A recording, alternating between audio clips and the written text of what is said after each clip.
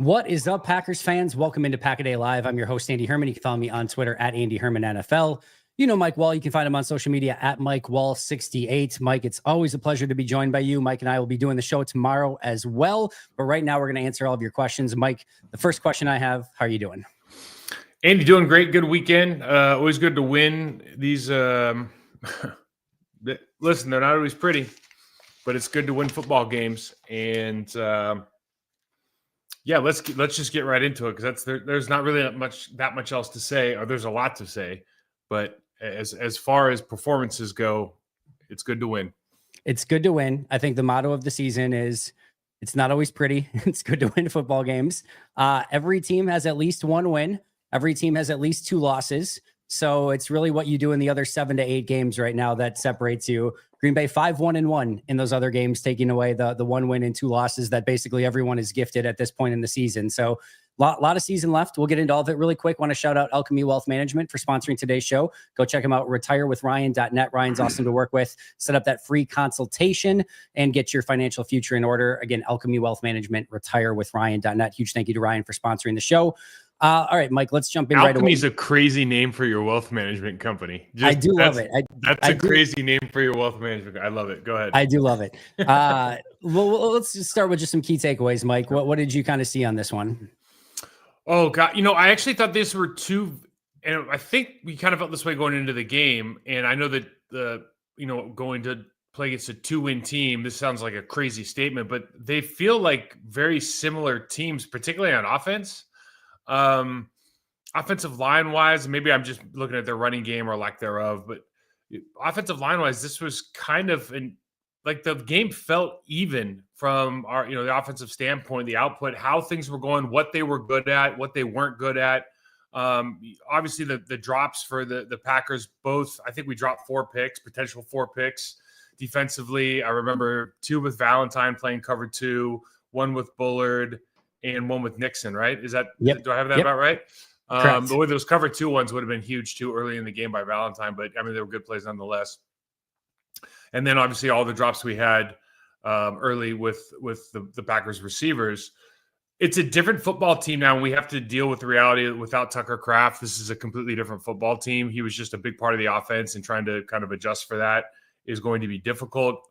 Josh Jacobs, hopefully the prognosis is that he's not going to be out for a long time. I mean, I think things probably will have to adjust a little bit just because of what he's able to do as far as missing people in the hole or making people miss in the hole.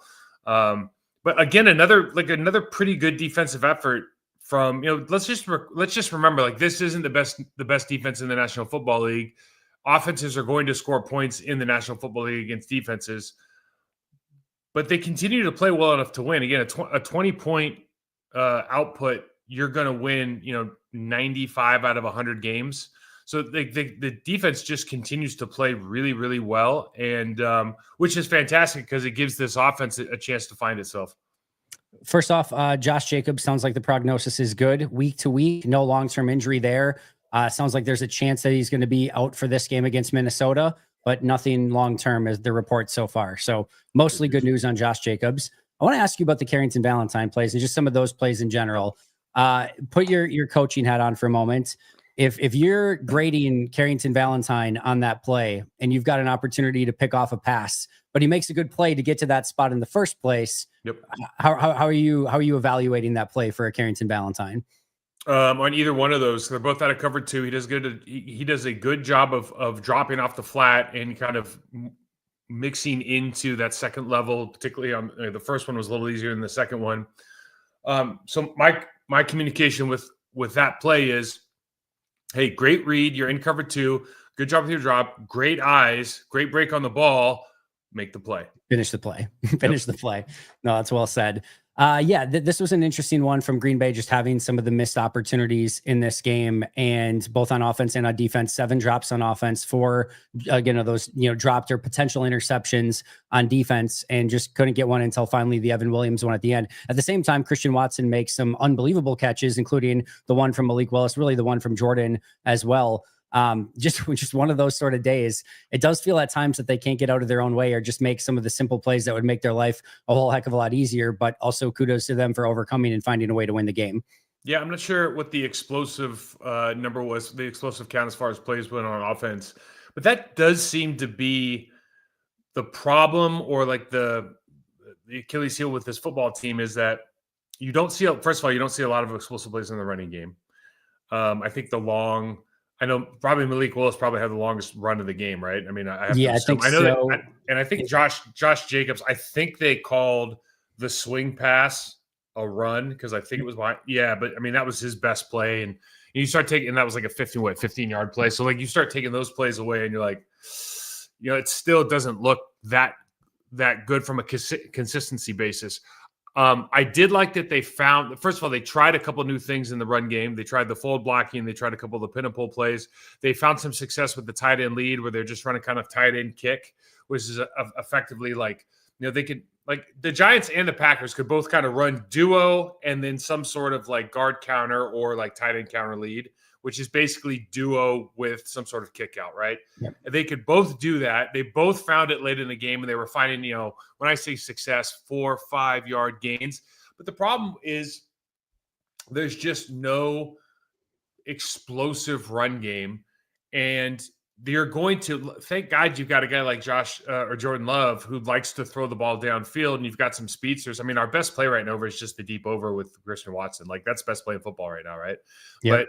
But aside from that, it's like, where are you manufacturing these like big play opportunities where it's not, okay, if the guy's within 2 yards, I'm just going to throw it deep and see what happens. I'm going to throw it into double coverage and think he's not going to make a play. Like we really just don't have a lot of like Yankee concepts, things that you just see kind of across the league where you're like, there's a guy running wide ass open 25 yards downfield multiple times a game because they're so worried about our running game, so worried about, what we can do from a passing standpoint in testing the defense. It just seems like everything's so hard to do right now. And I think that's where, again, you're winning these games that are hard to win.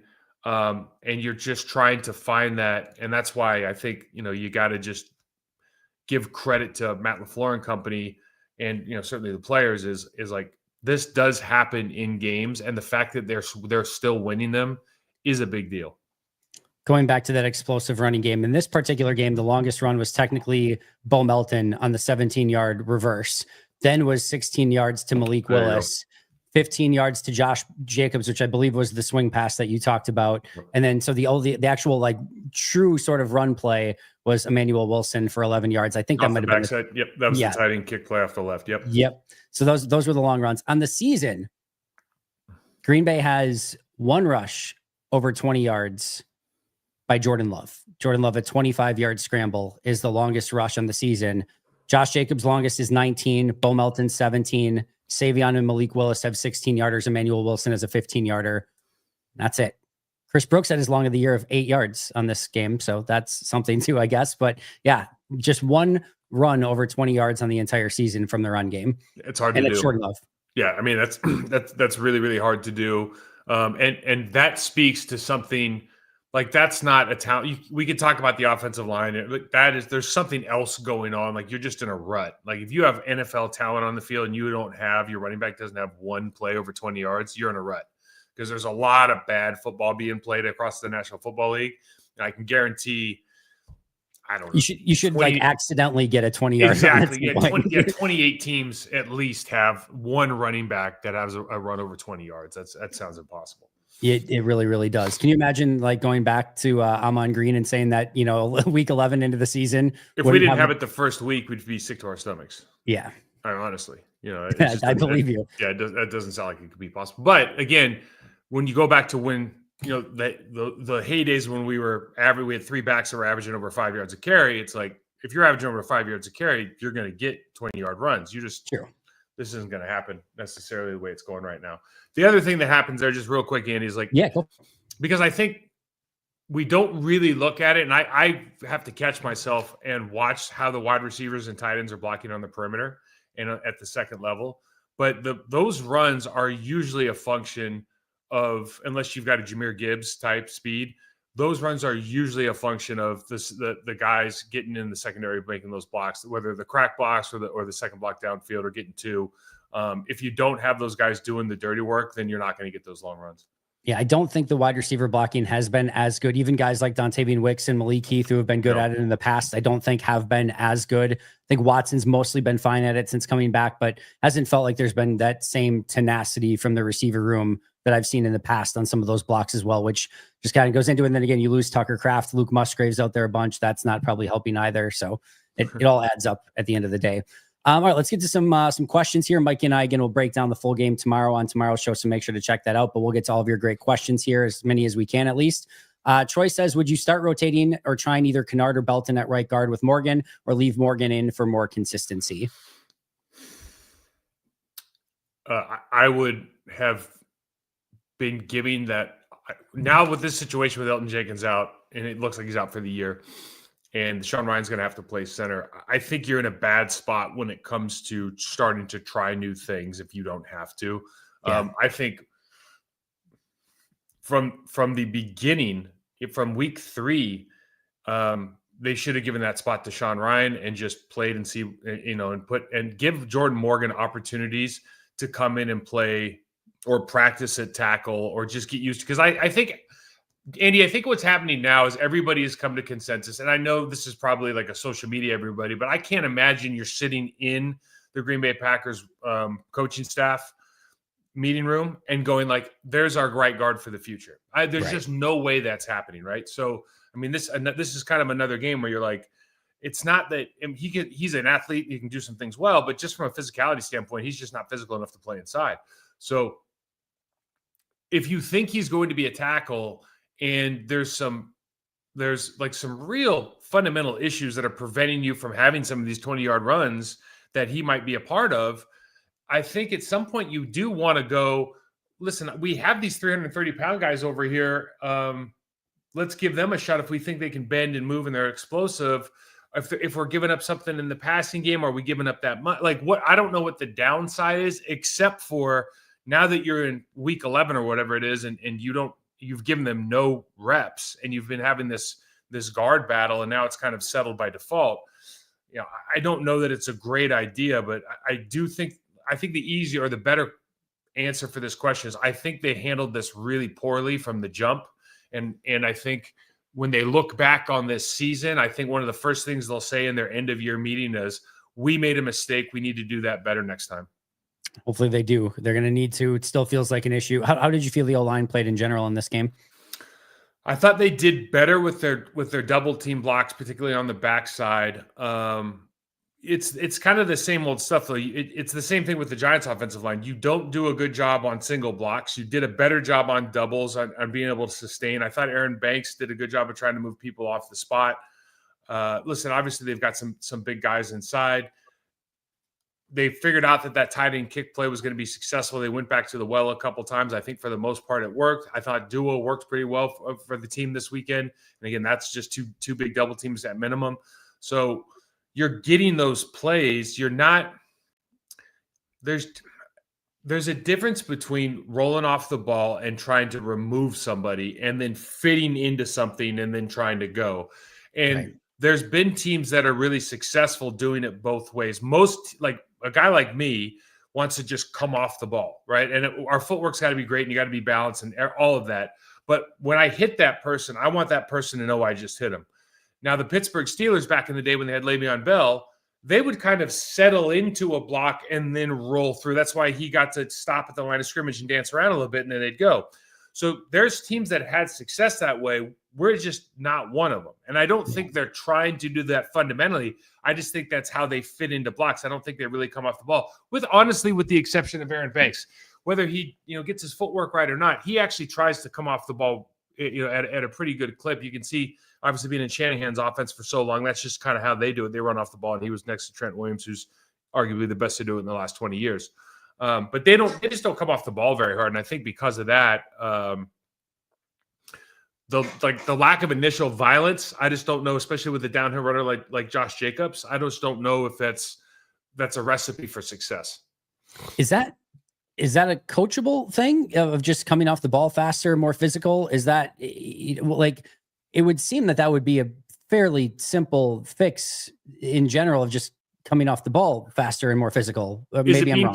Is it being communicated that way? Like, have they identified that as being, okay, we could be doing it this way or that way. We need to do it this way, right? Right. One, and then two, it's all about confidence. So, like, why wouldn't a guy come off the football? Well, because he thinks the guy's going to move and he's going to make a miss and look like a fool, right? Otherwise, like, if I knew you were never going to move, I'd try to run through you every damn play, right? Right. So, but if my footwork's not good, if I get caught, if my hands are outside, like all kind of the things that you see from some of these guys are happening on a regular basis, well, then of course you're going to try to like make sure you got him, and then you'll just kind of wrestle with him, and we'll call a stalemate a win kind of thing.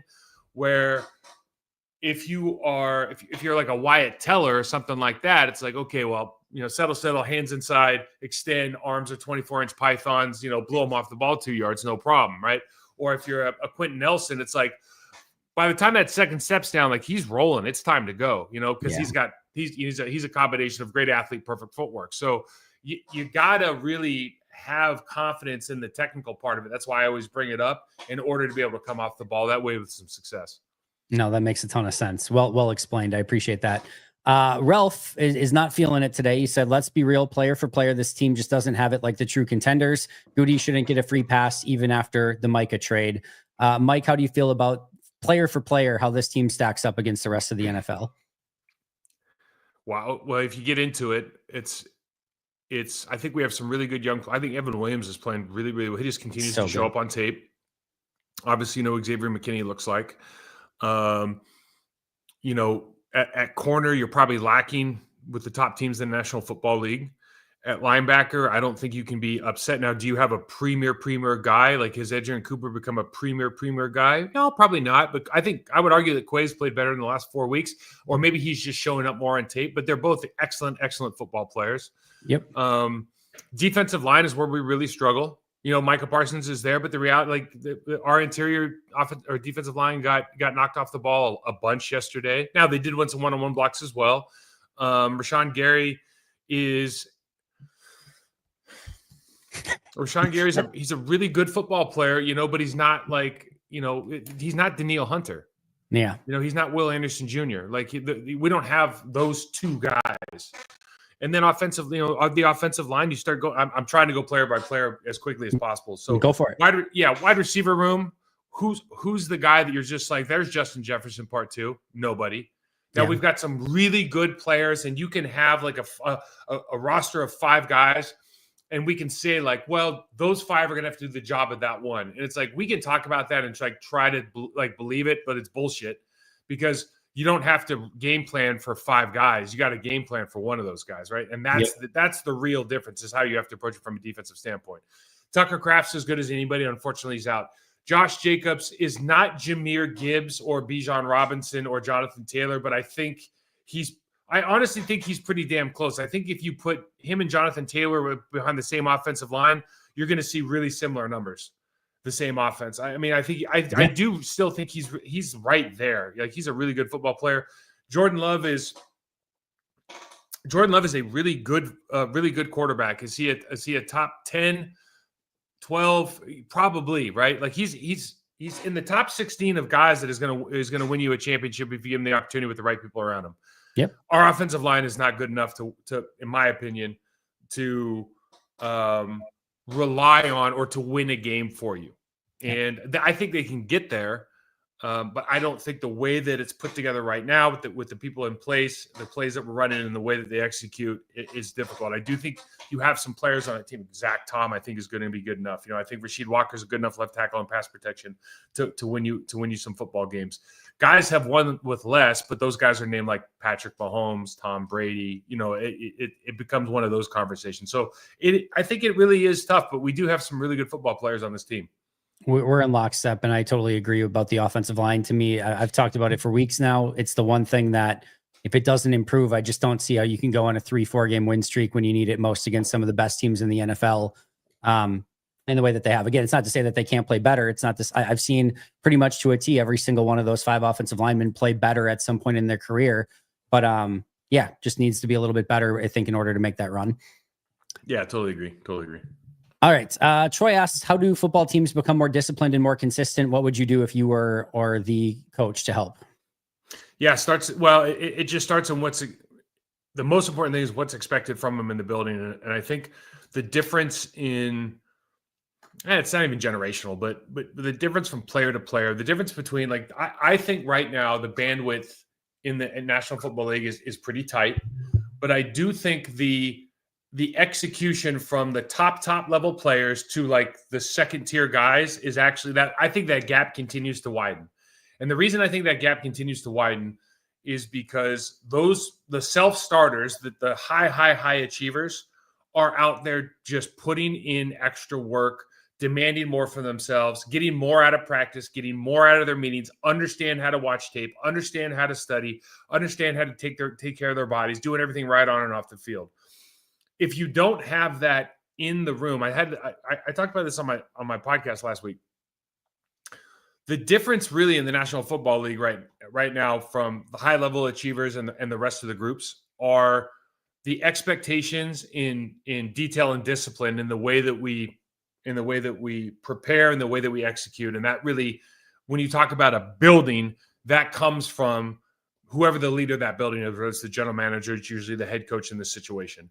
And that idea of we are going to gain our confidence through our preparation, and we're going to put ourselves in a position to be successful by the way we work on Monday through Friday, like that idea and that level of execution in detail, and that the passion that the coaching staff puts into their players and the players feel that, and the expectations that are around them, that it doesn't feel too much because they feel like they've been working for this their entire lives and they're ready to go. I think just when you look at the league, not just the Packers, when you look at the league, that's where you see the real difference in these teams, the teams that are consistently doing that. And Andy, that can be like a singular player on your team that is such that guy that he raises the entire level of expectations for the entire offense, right? You bring in like a David Bakhtiari at left tackle, and yeah, he's better than Rasheed Walker, but like it's not that he's better. Like he's not going to win you that many more reps. It's the way that he does everything else that everyone's going to be like, oh, I got to live up to that expectation. There can't be that guy can't be in my room and me not doing more than I'm doing right now. And right. I think that's what happens in the National Football League is there's just not enough of those guys either as players or maybe as leaders and coaches. I think that's well said. And hopefully Green Bay can either find a couple more of those guys or a couple of those guys can step up. I think one of those guys, Tucker Kraft, goes down, and that certainly doesn't help things either. A couple comments on Chris Brooks. One, Chris Brooks should get an equal share of touches with Josh Jacobs. With Josh Jacobs injured, his blocking is needed as an O-line with an O-line that's struggling. Landon also said Chris Brooks needs to be on the field. He is honestly another lineman back there. He had a couple really fun reps in pass pro in this game, Mike. Yeah, I remember last season, Josh Jacobs, I can't remember who else, maybe it was Wilson, but there was a couple really clinic reps in pass pro by our running backs. And I think we had a couple more this week as well. They're just that's another situation where you're just being well coached, and those guys are doing a great job. And running backs are tough guys. Moncrief was never afraid to stick his head in anybody's business. And that's why, that's why those guys are in the rooms that they're in. So it's just a function of like, we're happy to do it. Just teach us how to do it. And some of those guys take that lesson maybe to heart a little more than others. It's fantastic when you're in that situation where you've got a guy in the backfield as a quarterback where not only does he understand where he has to go and who he has to pick up in the blitz game, but he's ready to run to the line of scrimmage, meet that guy where, at the confrontation point, and then just be able to win with technique. It's a fantastic opportunity. It's really a fantastic opportunity to get in the football game. Now, if you remember 2 games ago, Josh Jacobs kind of, and I think he was, everybody's always on the different page when you're not playing well, but he kind of came up and just gave a guy a shoulder and then just wanted Jordan to kind of throw him the football, and Jordan ended up getting sacked by that guy. It was towards the end of the game, right? And so it always makes you appreciate, I think, when a guy like Chris Brooks coming in and like, no, my number one job is to do this. I'm going to, I don't need to be the outlet right here and overthink this. Let me just the young guys are just like, let me just do my job as well as I can. And then, sometimes that other ad lib stuff is for like the Travis Kelce's of the world or something like that. Yeah. Yeah, you can get away with it a little bit more when you have that, rapport in the league. But yes, I think Chris Brooks has been fantastic. And I do think in some of those more obvious passing situations, Brooks being out there does make some sense. This is something I've seen a lot of. I'd love to get your thoughts on this as well. People want to know, I guess, maybe the difference between running to set up the pass, passing to set up the run. I've seen a lot of people say they want to see this team pass to set up the run more. It seems like an oversimplified, terminology, but how do you view that overall thought process? It just doesn't it doesn't work that way. I mean, it doesn't really work either way. What you're trying to do is so the passing game, let's say you average 8 yards a pass, 9 yards a pass, or something like that. Yep. On a good day. And in the running game, you're averaging like 4.5, 5. So obviously, one is better than the other.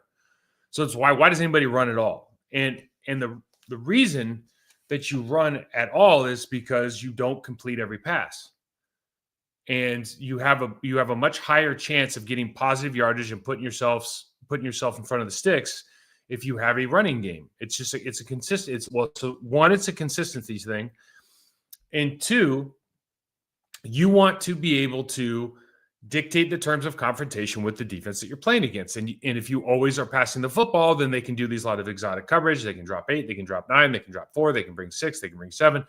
And you really don't have too many options. Now, one thing that like the West Coast offense was predicated on was, and not with really every team, like the Green Bay Packers West Coast offense, we can talk about you're using kind of the pass to set up the run, or that was your running game was your short passing game. But really, until maybe it skipped with the Niners, but really until Andy Reid went to Philly, he was actually using, because he had Westbrook, and Westbrook was great out of the backfield. He was using that short passing game as his running game, like first down, second down. He was running the slants, the hitches, all that stuff. And so you can do that, and you can kind of find some success in using that to kind of clear the coverage so you can start running into 5 and 6 man boxes. But the thing now, Andy, that's tough is like you're already getting 5 and 6 man boxes. So it's like if you can't, it's not a tough guy thing, but if like you can't run the football just from a consistency standpoint or an expectation of yards to stay in front of the sticks every series, it's really, really hard, particularly when you have 7 drops in a game. It's like you guys want to set up the pass. Okay, you just had 7 drops. Unless we had 7 tackles for loss in the run game, right? Then I'm going to at least run the football a little bit. Yeah, no, it does make sense, and just I think it's more finding that balance. And again, I think you bring it up perfectly, dictating terms. If they are keeping players back and it's a 5-6 man box and they're spread out wide, ideally you'd like to be able to run the football. And if they're packing the box 7-8 man box and allowing you to throw down the field, ideally you'd like to be able to throw down the field. Yeah, doesn't always work that way. Here's what's happened with the National Football League, and it's all over the Green Bay Packers right now as well, is we've got these like pseudo tight ends that aren't really tight ends. They're tall wide receivers that aren't as fast but they still don't block very well. Right. So what's happened is they've gone into these like, oh, we're doing 12 personnel, and you're even seeing like half the National Football League defense is like, I don't care. No, we're not going to. Yeah, we don't care anymore. Yep. And so the answer has always been, well, we got to run the ball now. But the problem is now you got 2 guys in the box that don't know how to block, or not willing blockers. They're not willing participants in the run game. And so the nickel guys can hurt you. Like you can play nickel defense and stop the run. And so that's really what you see with the Green Bay Packers to some extent is like, without Tucker Kraft in there, or even with him because of just his proclivity in the running game or in the passing game, teams will play nickel against us. And that's why, we've talked about on this show and other shows is like, that's why you bring in a jumbo guy, because you have to get them back to base. If you get them back to base, you got to run some, the game gets so much more difficult when you take that nickel player out, because what they're limited to from a coverage standpoint is vastly, vastly different when you got to put a linebacker in the slot. Yep. Yeah. It's again, dictating terms, getting the defense that you want set up. And if teams are just going to go nickel against you, no matter what, again, you better be able to run the football in some of those looks, especially if you're going heavier 2 tight end sets. A couple more before we get out of here. Jesse asks, what have you seen on tape from Golden? Is he just not getting open consistently, or is he getting open and not being thrown to?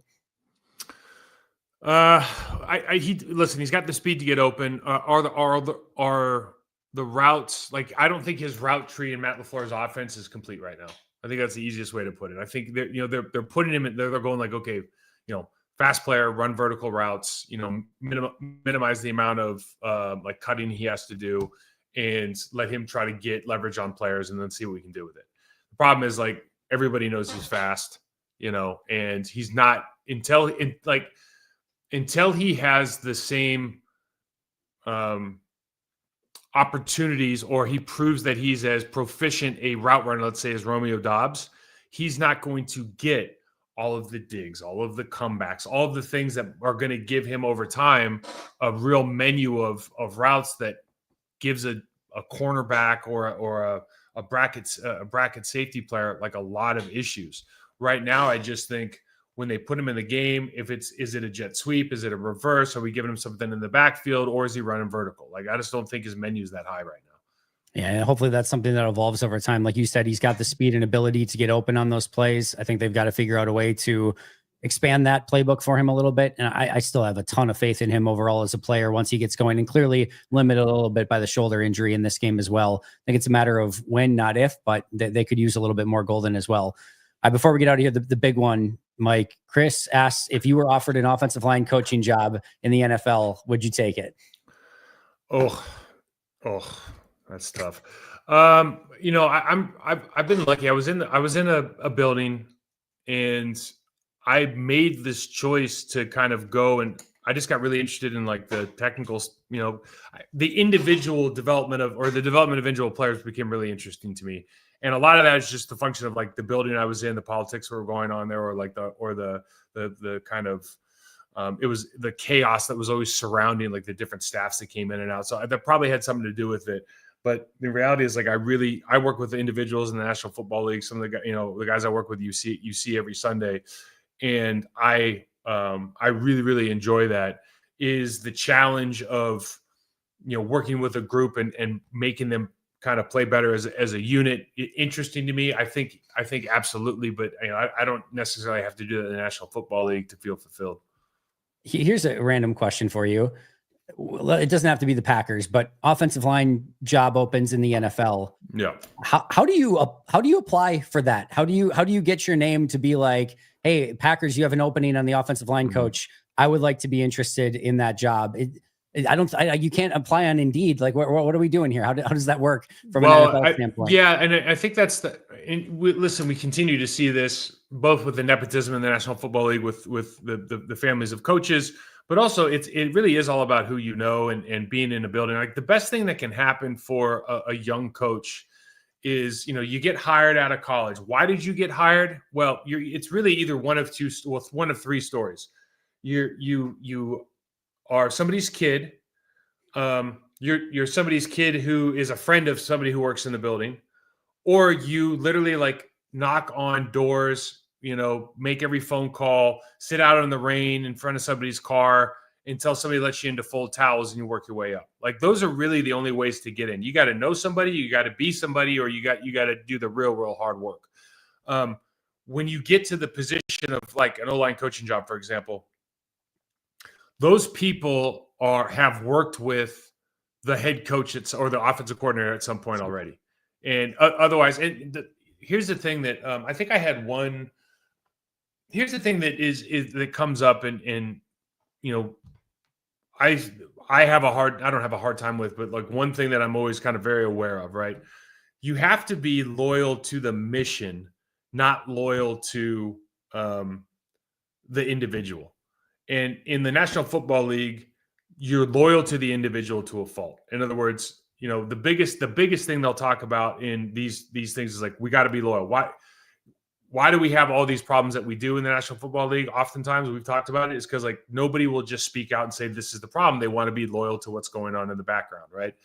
Instead of saying like, we need to be loyal to our mission. Our mission is to win football games, develop these players, make the best product we can, not save somebody's job, not hold on to somebody too long, not give buddy a senior assistant job because they're our buddy, all this BS, right?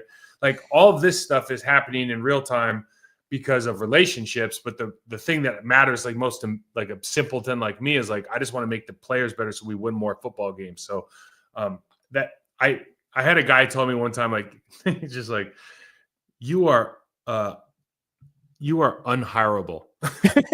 And I was like, no, he was absolutely right. He's like, just an unhireable guy. Cause I just don't see the world that way. I just want to make people better.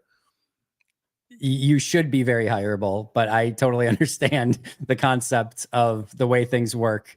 You are, you're an agent of chaos in all the best ways, Mike. You would bring all the right change that would be needed, but that a lot of people don't like that, unfortunately. But I think you would be exactly what a lot of teams would need in that instance. Who knows? Who knows, I guess is right. Mike, I cannot thank you enough. Mike and I are going to be right back right after this recording for tomorrow's show, so make sure to check that out. We'll break down all the details of this game in a little bit greater detail than we did here. Thank you so much for all of your great questions. Shout out to Sleeper for sponsoring today's show as well. Get your Sleeper picks in over at sleeper.com. Also, you can, again, check out or use the code PACKADAY for 100% off, or we start that over. Get a 100% match up to $100 by utilizing code PACKADAY. Check Sleeper for details. Terms and conditions apply and are available in over 25 states nationwide. Mike, we'll see you very soon next week for our live breakdown tomorrow for the show. Thank you again, everyone, for the questions. Follow him at MikeWall68. You can find me at Andy Herman NFL. Until next time, and as always, go Pack Go.